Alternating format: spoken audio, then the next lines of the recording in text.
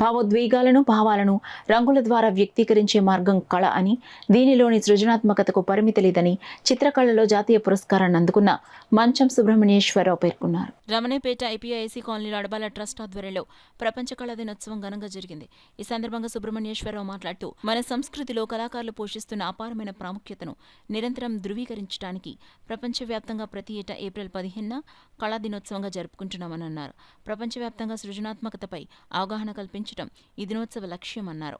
కళ అనేది తాము సృష్టించిన దానిలో ఇతరులు ఏమి చూడాలని కోరుకుంటారో దానికి సంబంధించిందన్నారు. ఒక చిత్రం 1000 ఆలోచనలు, భావాలకు విలువైందని అన్నారు.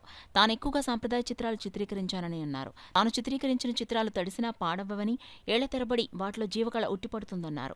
తాను చిత్రీకరించిన చిత్రాలకు జాతీయ స్థాయిలోనే కాకుండా రాష్ట్ర స్థాయిలో వివిధ పరిషత్తుల ద్వారా అనేక పురస్కారాలు అందుకున్నట్లు సుబ్రహ్మణ్యేశ్వరరావు తెలిపారు. అనంతరం అడబాల రత్నప్రసాద్ ఆధ్వర్యంలో సుబ్రహ్మణ్యేశ్వరరావును ఘనంగా సత్కరించారు.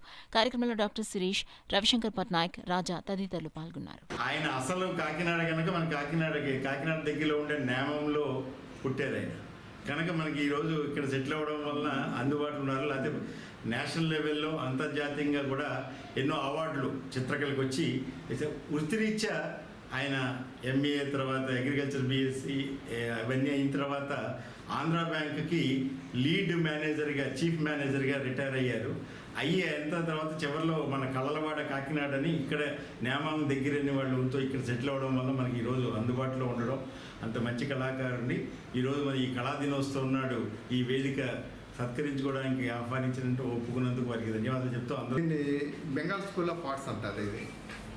ఇది రవీంద్రనాథ్ ఠాగూర్, నందలాల్ బోసు ఆ టైంలో కలకటాలో స్టార్ట్ చేశారన్నమాట. హిందూ అంటే మన భారతీయ సంస్కృతికి సంబంధించిన వాటి కోసం అన్నది ఈ ఆర్ట్ని స్టార్ట్ చేశారు.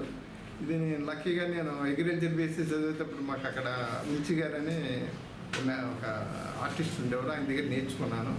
అదే కంటిన్యూ చేస్తున్నాను. ప్రస్తుతానికి ఆ టైప్ ఆఫ్ ఆర్ట్ చేసే వాళ్ళు తగ్గిపోయారు, ఎవరు లేరు మన ఆంధ్రాలో కానీ తెలంగాణలో కానీ. సో నా బొమ్మలు కొంచెం అందరికీ ఆశాయంగా ఉంటుంది అనుకుంటాను, ఎందుకంటే వచ్చిన అవార్డులు పెట్టి.